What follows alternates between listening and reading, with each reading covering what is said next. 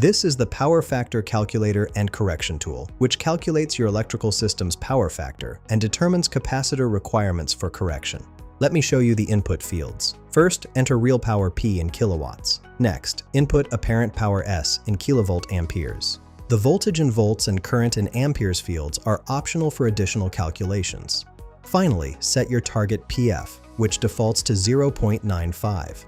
For this example, I'll enter 10 kilowatts for real power, 10 kilovolt amperes for apparent power, 10 volts for voltage, 10 amperes for current, and keep the target PF at 0.95. After clicking Calculate Power Factor, here are our results. The current power factor is 1.000, which means unity power factor.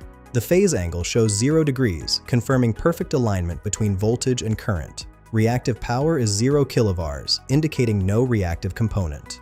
The required capacitor shows negative 3.3 kilovars, negative 87,186 microfarads, and negative 5.3%, which means no correction is needed since we already have perfect power factor.